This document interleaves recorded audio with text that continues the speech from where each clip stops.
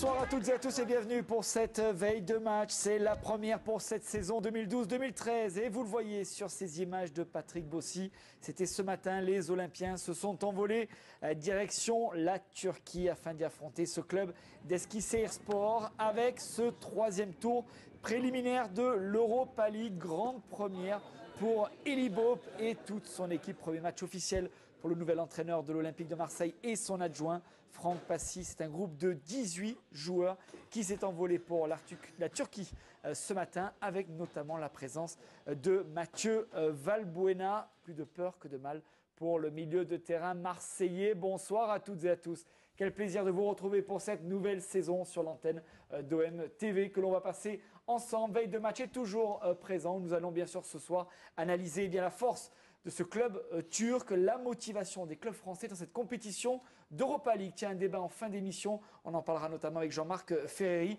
Et quel visage va afficher l'Olympique de Marseille demain soir? Nous poserons cette question notamment à Jean-Charles Debono qui a suivi tous ces matchs amicaux. Mais pour présenter cette émission, ne vous inquiétez pas. Elle est bien sûr à mes côtés, un petit peu plus loin que d'habitude. C'est Laurie Samama. Salut ma chère Laurie.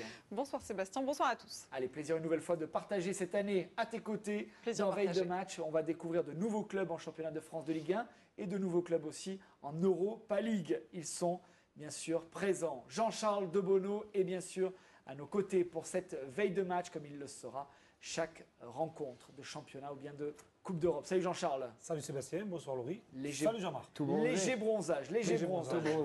Et puis dans Veille de match, c'est une nouveauté. Ils seront plusieurs à se succéder à tes côtés, Jean-Charles. Nous aurons des anciens joueurs, des joueurs, membres du staff. Et bien là, ce soir, nous avons pour la première, il a tenu à être présent. Il est arrivé de Sanary, c'est Jean-Marc Ferry. Salut mon cher Jean-Marc. Salut Seb, salut Laurie, salut Jean-Charles. Salut. Eh bien messieurs, c'est l'heure, on va rentrer dans le vif du sujet, comme les Olympiens. Après 5 matchs amicaux, 2 stages, bref, une préparation chargée. Sont-ils prêts, ces joueurs? On entendra dans quelques instants, messieurs, votre point de vue. Avant cela, écoutez celui de Charles Caboret, Florian Raspantino et de l'entraîneur adjoint Franck Passy, interrogé par Patrick Bossi. C'était ce matin, juste avant le décollage pour la Turquie. C'est un bon bilan, on a bien travaillé tous ensemble. Et je pense pour l'avenir et pour la saison et pour les éliminatoires de la Coupe et de l'Europa League, je pense qu'on est prêt. C'est très particulier. Mon premier match officiel avec l'OM, c'est un match de Coupe d'Europe. C'est un match très important et voilà, aujourd'hui je suis très content. Comme tout premier match officiel, c'est la première fois où on va être réellement jugé, donc il faut être sérieux, il faut être concentré. Bon, ça démarrera demain, pour l'instant c'est juste le voyage, c'est le pré-match, mais dans ce match-là il va falloir montrer vraiment de bonnes valeurs pour bien démarrer la saison. Apparemment c'est un peu chaud la Turquie, mais bon c'est quand même motivant les matchs comme ça et on sait qu'on doit aller là-bas pour gagner, quoi. Oui, un peu chaud la Turquie, on va y revenir dans quelques instants avec quelques images qui seront intéressantes à regarder, surtout à écouter. Jean-Marc, Jean-Charles, un mot sur le football turc. Qu'est-ce qu'on peut... propre comme figuré, je pense. Tout à fait, exactement. Et qu'est-ce qu'on a à craindre finalement de ce club turc qui a terminé 5e de son championnat? C'est pas Galatasaray, c'est pas Fenerbahçe. Finalement, c'est nous-mêmes. Il faut qu'on soit, si l'OM est effectivement à son niveau de début de saison avec des bons matchs de championnat, les joueurs, on les a entendus, on vient de les écouter, ils sont apparemment confiants, ils ont dit qu'ils ont bien travaillé, bien bossé, il y a eu un nouvel entraîneur et une nouvelle dynamique qui est donnée, donc il faut bien rentrer dans ce match et surtout passer ce premier tour. Donc ils ont à craindre, j'allais dire, eux-mêmes, parce que l'adversaire, personne ne le connaît. On va revoir justement les images de la dernière confrontation, messieurs, face à un club turc. C'était en 2007 face au Stambouliyat du Beşiktaş, défaite 2-1 au final. Jean-Charles, vous étiez présent. On peut dire que ce sont des équipes, finalement, à l'image de celle-ci, qui mettent beaucoup d'engagement et de rigueur dans le jeu. Exactement, c'est vrai que c'est des équipes, des clubs, notamment en Turquie, qui s'engagent énormément, qui ne sont pas calculateurs dans leur jeu, qui essaient de jouer leur va-tout au maximum et surtout de sortir d'une compétition s'ils doivent sortir avec la tête haute. Donc il va falloir se méfier de ça. Je crois que c'est surtout le plus important, mais surtout, comme vient de dire Jean-Marc, c'est la préparation de l'Olympique de Marseille qui a dû être très très bonne parce qu'on a vu Christophe Manouillet qui a beaucoup travaillé avec ses joueurs et bien sûr le staff aussi tout autour qui pourra permettre peut-être de bien gérer cette rencontre face à cette équipe turque. Jean-Marc, on a joué des matchs amicaux, mais ils vont nous mettre une énorme pression forcément d'entrée. C'est la clé de ce match, ce premier quart d'heure, forcément, dans cette ambiance survoltée. Oui, toujours ces matchs de Ligue des Champions. Là, c'est la Ligue Europa, donc c'est un tout autre adversaire, une toute autre compétition. Les clubs prestigieux viendront ensuite, mais c'est vrai que le premier quart d'heure et l'entame de match dans une ambiance effectivement surchauffée, j'ai dit au propre comme au figuré, il va faire certainement très très chaud. Et donc, il faut gérer tous ces paramètres-là et on compte effectivement sur nos joueurs d'expérience pour bien analyser cette situation-là. Les paramètres sont peut-être un petit peu différents tout en début de saison, hein, parce que c'est vrai que ces équipes-là, que ce soit les Turcs ou les Marseillais demain soir, on va se rendre compte que le niveau de physique des deux équipes n'est pas au top, parce que bon, c'est qu'une préparation, donc il y aura certainement des temps faibles côté turc, où Marseille devra en profiter, ou l'OM devra en profiter pour essayer d'aller marquer ce but et essayer de se soulager dans le jeu. Donc ça sera très important de savoir gérer cette rencontre. Alors on parle de l'ambiance, parce que quand on parle de 12e homme, on parle de ce public turc. On va regarder quelques images en 2007. Jean-Charles, tu y étais, je vous ferai réagir, parce qu'on dit qu'on fait une comparaison avec Beşiktaş et ce club, ce petit club que l'on va affronter, Eskişehir Sport. Alors des fois, les images se passent de commentaires. Je vous propose d'écouter l'ambiance auquel on devra avoir droit demain soir.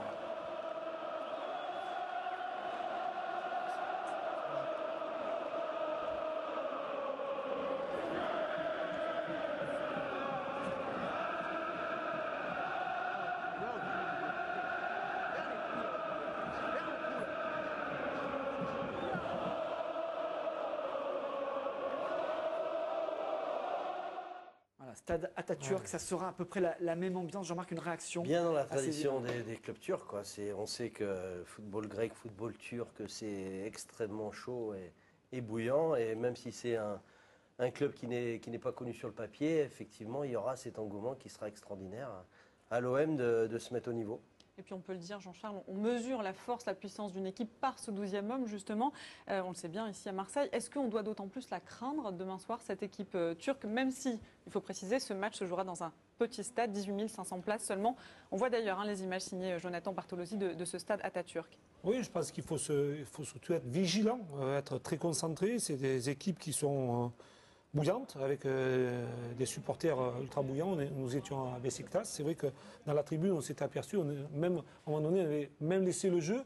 On regardait les quatre coins du stade parce que c'était merveilleux de voir cette ambiance qu'il y avait dans ce stade. Donc, il va falloir aussi jouer avec ça. C'est un atout supplémentaire pour cette équipe turque. C'est vrai que ces joueurs-là vont se servir de cet appui. Maintenant, à l'Olympique de Marseille aussi, de pouvoir gérer cette grosse pression. Maintenant, aujourd'hui, il y a des joueurs expérimentés qui pourront certainement aussi gérer ça et peut-être essayer de tuer ce match assez rapidement et ça nous mettrait directement en porte-à-faux. Jean-Marc, on a vu les images du stade Atatürk. Ça fait 35 ans que ce club turc n'a plus joué sur la scène européenne. Il y aura forcément une motivation encore plus grande et une attente de ce peuple turc pour ce match de Coupe d'Europe. C'est le match de l'année pour eux. Bon, après, il y aura le championnat, mais effectivement, s'ils venaient à éliminer l'OM, qui est quand même un grand de France, et puis quand même, qui était en quart de finale de Ligue des Champions, donc effectivement pour eux il va y avoir une motivation exceptionnelle. Mais quand je regardais ces images, pour l'OM aussi, je me dis que ça peut être aussi une bonne chose, parce que moi j'ai joué des matchs, Jean-Charles certainement aussi, de Coupe d'Europe. J'ai joué à Istanbul moi d'ailleurs, c'est vrai. Oui, mais on a joué des matchs aussi de Coupe d'Europe où il n'y avait pas d'ambiance, contre les premiers tours. Moi je me souviens de matchs en Irlande contre des clubs amateurs où il y avait 2000 personnes dans le stade ou 1000 personnes. Et là la motivation est dure à trouver. Et là, forcément, avec cette ambiance-là, les joueurs olympiens, ça peut être aussi un bien pour eux, vont peut-être, grâce à cette ambiance, être tout de suite dans le bain. Quoi, ça transcende un petit peu de sentir comme ça ce public, cette effervescence? Bien sûr, ça motive aussi le club visiteur. Ça peut permettre aussi, pardon Laurie, ça peut permettre aussi de rentrer rapidement dans le bain, parce que bon, la méfiance sera du côté olympien aussi. C'est vrai que cette ambiance-là peut servir et doit servir à l'Olympique de Marseille, parce que bon, si en tout début de saison, on ne se lance pas directement dans un grand bain comme ça, eh bien, on risque de se prendre une gifle rapidement. Je crois que l'intérêt, c'est de se servir aussi de cette ambiance pour être hyper concentré et de rentrer dans cette rencontre rapidement. Eh bien, messieurs, il y en a un qui est conscient de l'importance de l'ambiance autour de ce match. C'est tout naturellement l'entraîneur olympien, Elie Bob, qui était hier en conférence de presse. Je vous propose de l'écouter à ce sujet. La Coupe d'Europe, c'est retrouver aussi ces ambiances. Hein. On se qualifie en Coupe d'Europe pour vivre des moments forts, à la fois dans l'intensité émotionnelle, mais aussi sur le terrain.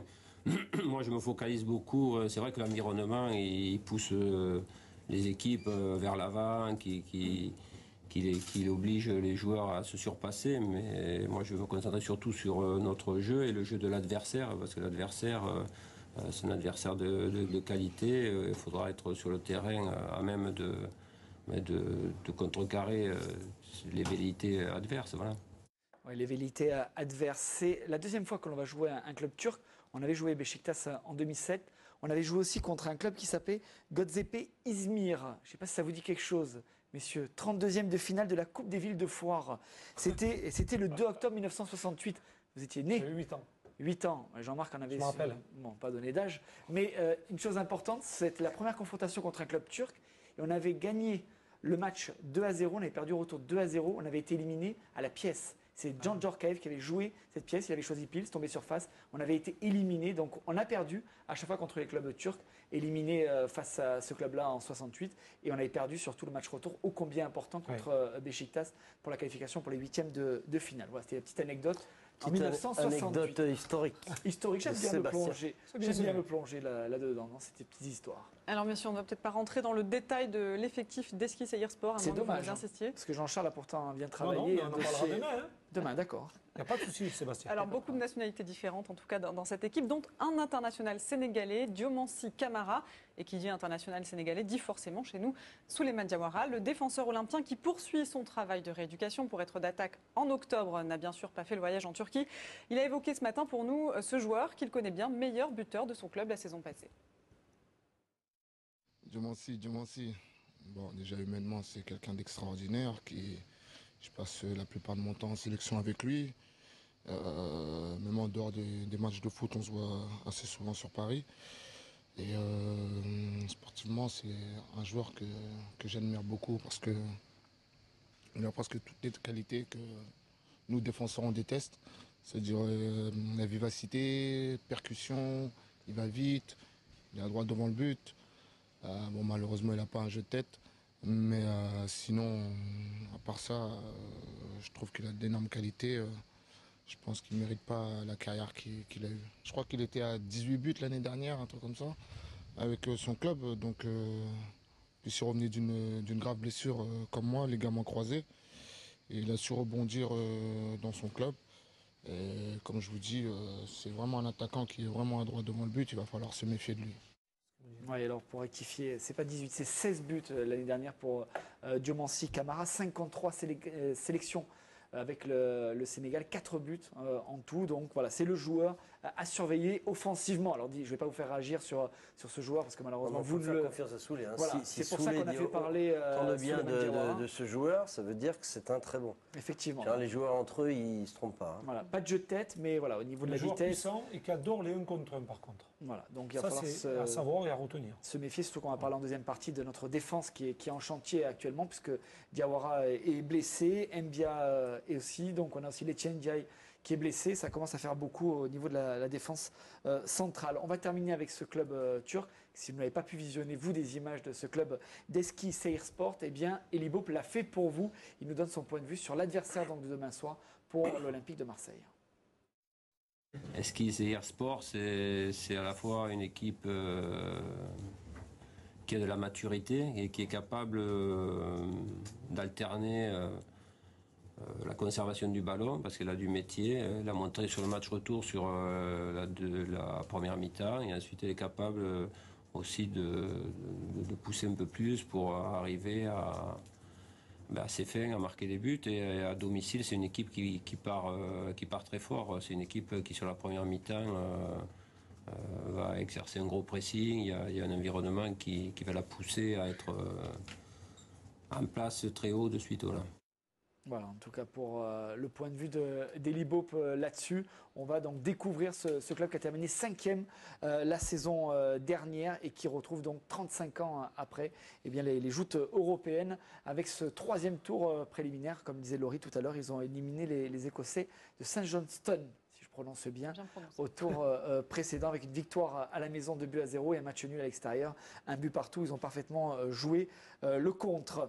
On en développera tout ça aussi demain ensemble. On entendra notamment les conférences de presse d'Elie Bopp et de Steve Mandanda. On va poursuivre avec un homme, Elie Bopp. C'est son premier match officiel pour Elie Bopp, le nouvel entraîneur de l'Olympique de Marseille. Comment il vit selon vous ces dernières heures avant ce match européen, vous qui le connaissez un petit peu? Moi, j'ai pu le voir notamment hier, puisque c'est un homme assez tranquille, assez cool, qui aujourd'hui rentre dans le grand bain de l'Olympique de Marseille. C'est vrai qu'il a pu juger un petit peu par son rôle de consultant, un petit peu tout ce qui se passe à l'extérieur, et peut-être décompresser pendant un moment. Aujourd'hui, il retombe dans le système pro, terrain, victoire, impérative. Ma question, est-ce qu'il est stressé? C'est un homme stressé? Non. C'est un homme, comment il Non, aborde pas du tout. Il est très chaleureux, il aime bien plaisanter. Je ne pense pas qu'il soit stressé. Donc vous ne l'avez pas senti tendu à 24 heures de ce départ en Turquie? Non, et puis c'est lié au fait aussi, même si effectivement il a très envie de bien débuter, mais il a quand même une très très grande expérience. Il est passé dans de nombreux clubs. Il y a eu cette petite parenthèse où effectivement, enfin, parenthèse un petit peu longue, mais où il a été consultant pour une chaîne, donc il a vu beaucoup de matchs de foot. Et là, effectivement, quand il y a un adversaire comme Eskişehir Sport, là, pardon, j'ai pas très bien compris. il peut, c'est pas ça qui va le stresser, parce que c'est pas un entraîneur qui a 21 ans ou 25 ans, donc il débute pas sa carrière demain. Il a joué en tant qu'entraîneur beaucoup de matchs européens, donc c'est pour ça qu'il aborde cette rencontre assez décontractée. Alors, premier match officiel, monsieur, pour Elibo, pour les joueurs aussi, des joueurs qui ont hâte forcément de retrouver la compétition. Rod Fanny le disait en conférence de presse hier, ils ne sont pas physiquement à 100%, les Olympiens, forcément au niveau de la différence de forme entre les joueurs, les jeunes, les internationaux. Est-ce que pour vous, Jean-Charles, ce sera un match test finalement demain? C'est l'un des matchs test. C'est vrai qu'il y a on disait beaucoup de pression qui va y avoir tout autour de cette rencontre avec ce public et puis cette qualification que cherchent les Turcs. Alors, au niveau physique, c'est vrai que ça peut être un point délicat pour l'Olympique de Marseille parce que les internationaux sont arrivés plus tard. La préparation a été faite avec beaucoup de jeunes. Il y a eu ces matchs de préparation. C'est vrai qu'au niveau du jeu, au niveau de l'empreinte collective, ça a été la même. La ligne directive a été la même pendant ces 5 rencontres. Maintenant, est-ce qu'on va pouvoir juger les joueurs à leur même valeur? Pour moi, c'est un petit peu délicat. Je crois que certains seront peut-être en dessous, qui auront des passages à vide. Alors, il faudra compenser par l'expérience. C'est ça qui est important. Aujourd'hui, l'aspect expérience peut être très. Ça sera primordial pour cette rencontre. Il y a encore des réglages à peaufiner, effectivement. Jean-Marc, est-ce que si on veut voir le bon côté des choses, finalement, les deux équipes, elles sont peut-être à égalité. L'OM reprend son championnat le 12 août. Eskişehir Sport le 19. Du coup, il n'y a pas trop de déséquilibre entre les deux équipes. Oui, on va voir, on le verra, on jugera tout ça dans le premier quart d'heure certainement, au niveau de l'engagement physique notamment. Mais c'est vrai que c'est toujours ces matchs de début de saison et cette compétition officielle, que ce soit le championnat le 12 août à Reims ou demain la Ligue Europa, c'est une double inconnue. Une inconnue, effectivement, l'état de forme de chacun. Il y a eu les internationaux qui ont pris très tard. Donc un nouvel entraîneur, une préparation quand même complexe, des blessés. Cette équipe qu'on ne connaît pas, donc double inconnu pour tous ces joueurs pour aborder cette rencontre. Jean-Marc, ce que dit Loris n'est pas anodin sur le fait que les deux équipes n'ont pas encore démarré leur championnat. Elles sont à égalité à ce niveau-là.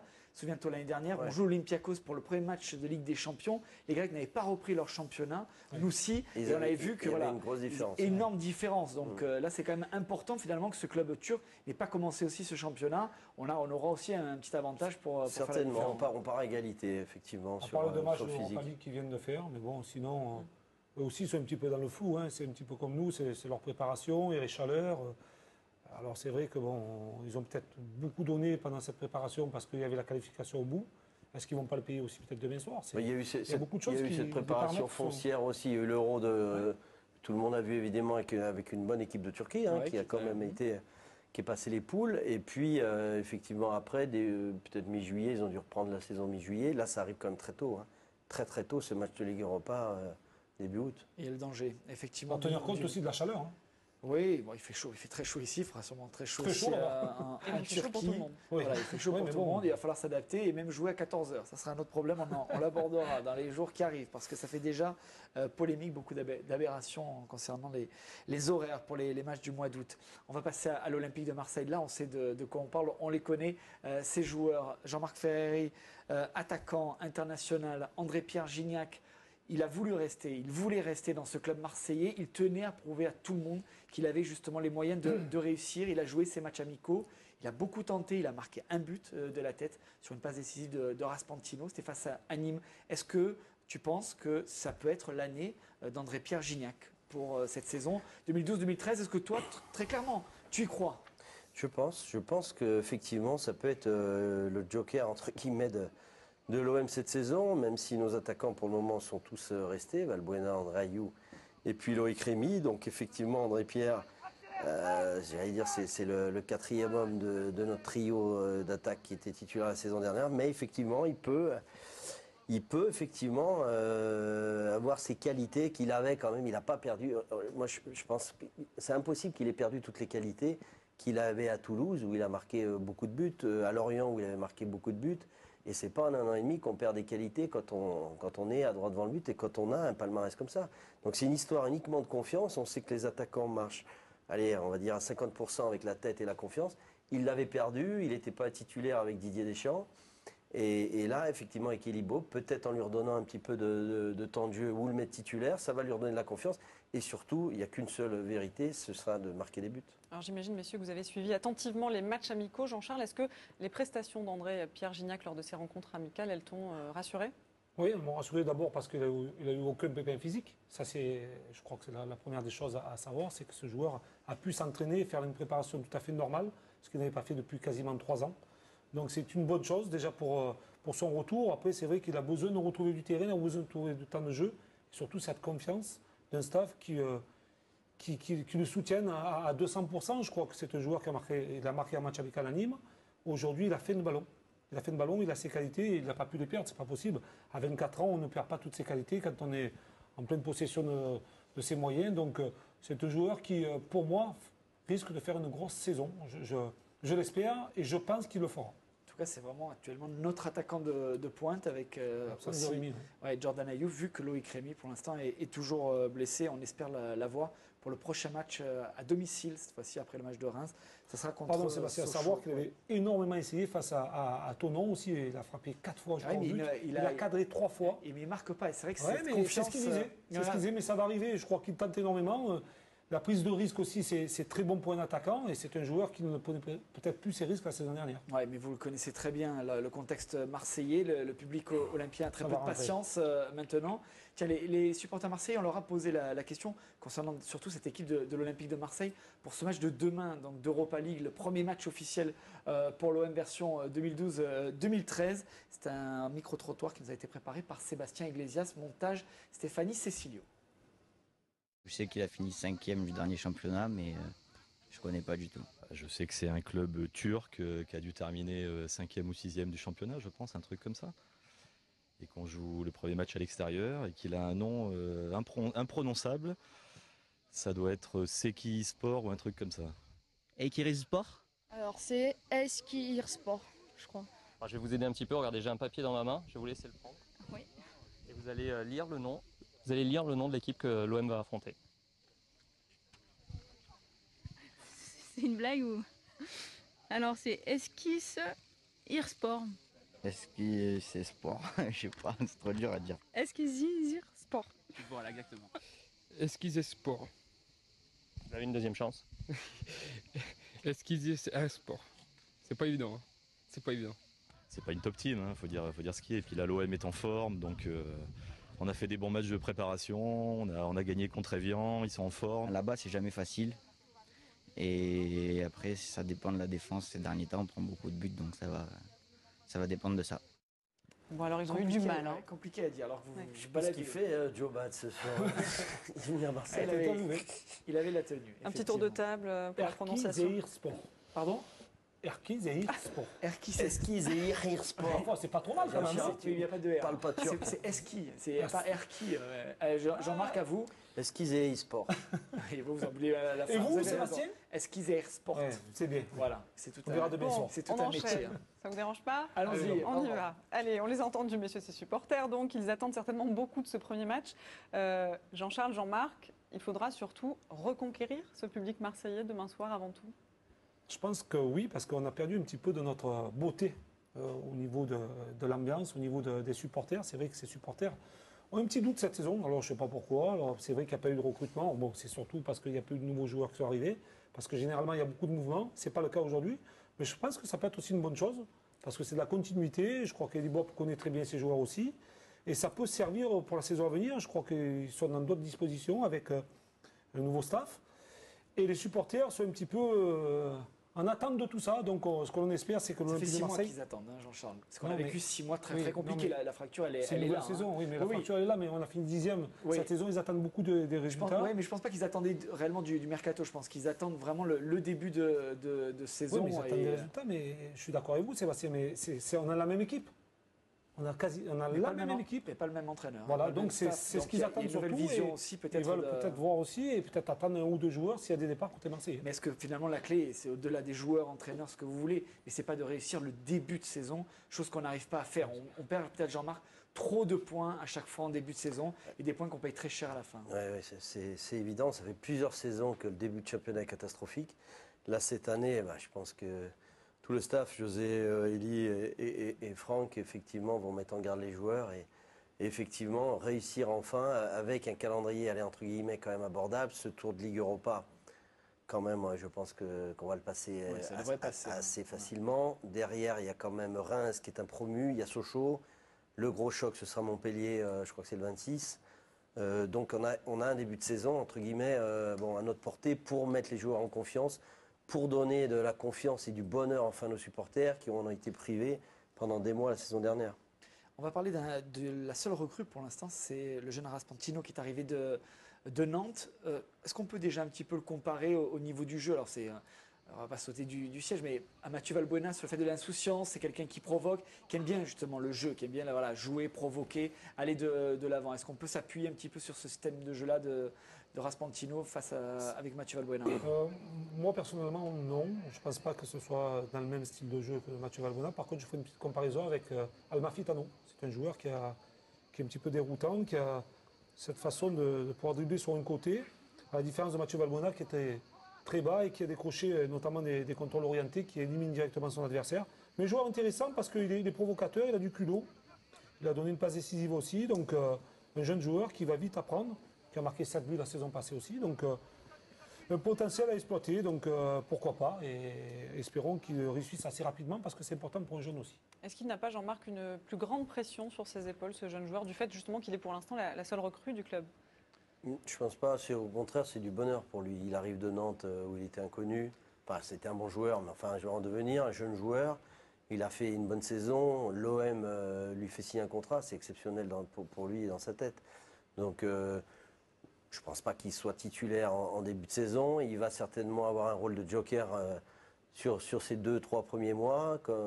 Il va remplacer certainement nos attaquants qui sont, eux, des titulaires indiscutables. À lui, de marquer des points, de montrer à Elie Bopp et à José qu'ils ne se sont pas trompés et d'apporter tout ce qu'il faisait à Nantes. Il passe dans une autre dimension de la Ligue 2 à la Ligue 1 avec un club ultra prestigieux qu'est l'OM. Justement, comme le disait José Anigo, est-ce qu'il ne faut pas le surprotéger, le protéger finalement? Il y a des joueurs d'expérience qui sont autour de lui qui vont peut-être essayer de le protéger sur des moments importants de la compétition et notamment du championnat. Mais c'est vrai que c'est un joueur qui connaît un petit peu la région parce qu'il était d'ici et qui arrive certainement à gérer aussi ça. Alors après, à lui de ne pas sauter les étapes, de ne pas vouloir brûler les étapes et de ne pas vouloir prouver tout de suite. Ça me rappelle un petit peu Coquet quand il est arrivé, un joueur un peu comme ça, qui arrivait un petit peu inconnu et qui est arrivé à chaque apparition à démontrer quelque chose. Qui? Cocard? Coquet. Alors j'espère pour lui que ce sera sur une continuité et qu'il apprendra beaucoup plus vite. Et C'était décisif, surtout dans les dernières minutes à l'Espagnol. J'ai le sentiment qu'il est beaucoup plus sérieux que lui. Ouais. Voilà. Il était sérieux aussi, mais il était un Non, petit peu mais bon, fantasque. c'est un joueur, voilà. Un petit peu du mal à gérer en dehors du terrain. Jean-Charles, 4 jeunes, 4 minots dans les 18 qui se sont envolés pour la Turquie, Embo, Mango, Azouni, Omrani. Qu'est-ce que tu ressens, toi, en tant qu'ancien minot, qu'on parle autant du centre de formation et qu'on en voit autant dans les stages, à l'entraînement et maintenant en déplacement? Moi, je suis très heureux parce que je suis un fervent supporter des jeunes, puisque moi, je suis sorti de là, de l'Olympique de Marseille, de la formation. C'est vrai qu'aujourd'hui, on a la chance de pouvoir voir des jeunes évoluer avec les professionnels. Alors à eux de retenir beaucoup de choses aux séances d'entraînement, d'apprendre assez rapidement et se mettre au diapason, ne pas prendre vite la grosse tête, surtout de travailler et de retenir des bonnes choses, d'essayer d'effacer leur mauvaise séance et d'apprendre. Et c'est vrai que pour moi, c'est quelque chose d'important que de savoir que le centre de l'Olympique de Marseille aujourd'hui est reconnu parce qu'il y a des joueurs qui ont fait notamment la saison passée en Next-Gen, c'est une superbe saison. Alors Jean-Marc, c'est un match européen, on a parlé de l'ambiance en Turquie. Est-ce que finalement, même si Elie Bopp et le club, donc en général, l'a dit, on compte sur eux, c'est pas un peu compliqué de les lancer sur ce genre de match? C'est compliqué. Si, je pense, de toute façon, demain, on ne connaît pas encore l'équipe. Bon, en gros, à 90%, on connaît l'équipe, mais je ne pense pas qu'il y ait de ces jeunes-là. Voilà, il n'y aura pas de surprise avec les jeunes. Ils vont avoir peut-être un rôle de joker qui peut être intéressant, notamment en fin de match, notamment les attaquants qu'on avait vus la saison dernière de temps en temps.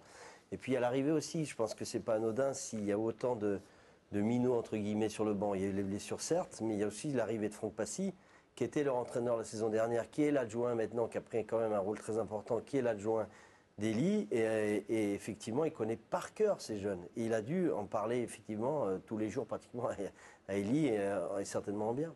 Alors, il nous reste 3 minutes 30. Hein. On a beaucoup tardé sur certains thèmes. Je vais juste entendre Jean-Marc sur le fait que, là ça va te faire bondir, je sais que tu n'aimes pas, mais finalement les clubs français se font souvent l'impasse sur ta compétition qui tient à cœur, l'Europa League. C'est dû à quoi finalement? C'est que le niveau de championnat français est trop faible, cette compétition n'est pas assez dotée, manque d'envie de la part des joueurs parce que très peu de visibilité au niveau des télévisions. À quoi tu... Non, moi je dirais manque d'envie de la part des entraîneurs.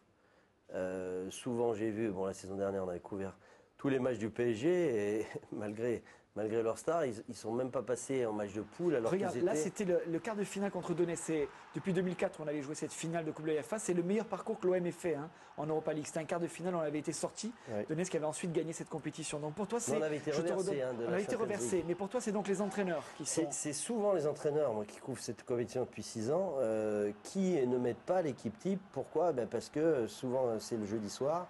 Et 3 jours après, il y a un match de championnat qui est souvent très très important. Et effectivement, ils mettent un petit peu l'équipe B. Même quand des clubs sont allés loin dans les compétitions, en 8e de finale ou quart de finale, j'ai vu des entraîneurs français le faire. Alors, l'OM, ça il faut quand même le signaler, n'a jamais fait l'impasse sur la Ligue Europa. Jamais. Que ce soit les 16e, 8e de finale, toujours les entraîneurs qu'il y a eu, que ce soit Eric Guéret ou Didier, ont toujours mis l'équipe type et n'ont jamais fait l'impasse. Et ça, c'est plutôt de bon augure. Et j'ai entendu les paroles de Jean-Michel Aulas ou des Girondins de Bordeaux. Ils ont tous dit qu'ils allaient la jouer à fond. Donc, pour la gagner. Espérons-le. Parce que l'indice UEFA, on perd énormément de points aussi. Oui. Oui, mais clairement, dans les faits, cette coupe, elle est un peu dénigrée. Coupe en bois, coupe en carton. Oui, mais c'est n'importe quoi. Parce que l'année dernière, il y a Manchester United, il y a Manchester City, il y avait Schalke 04, l'Athletic Bilbao qui a fait une saison merveilleuse.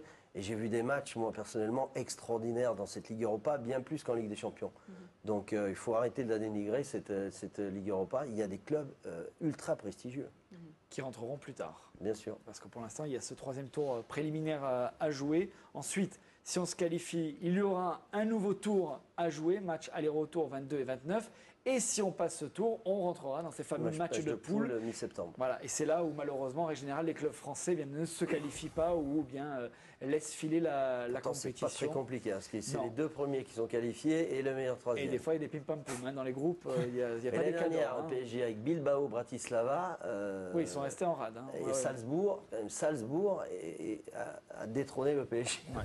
Bon, d'abord, il va falloir passer ces matchs de poule. Ça sera le plus important demain soir, donc, pour le direct d'avant-match aux alentours de 20h10 sur l'antenne d'OM TV pour parler de ce match 3e tour préliminaire. Allez, Jean-Charles, Jean-Marc, merci d'avoir été à mes côtés. On se retrouve demain. Merci, ma chère Laurie. On se retrouve. Merci à vous. La semaine prochaine, samedi prochain, ça sera pour le compte du championnat face à Reims. Et là aussi, on le disait, ô combien important de bien démarrer. Il me reste 30 petites secondes pour remercier Tom Coin qui est à la réalisation aussi, Olivier Gilbert pour la réalisation de ce plateau. J'espère que vous avez noté quand même. Magnifique, merci. Bravo Olivier. Ça leur fera plaisir. Voilà, c'est le travail. C'est les gens de l'ombre qui travaillent pendant que nous sommes en vacances. Ils ont bien travaillé au mois de juillet. Et bien d'avoir un aussi beau plateau pour cette nouvelle saison dans Veille de match. Voilà, je tenais à les remercier ainsi que toute l'équipe qui a travaillé autour de cette émission. Voilà, merci à vous de nous avoir suivis pour cette première de Veille de match. Et demain, c'est la grande première pour l'avant-match sur l'antenne d'OM TV. Merci de votre fidélité. À demain. Très bonne soirée à tous. Bye bye.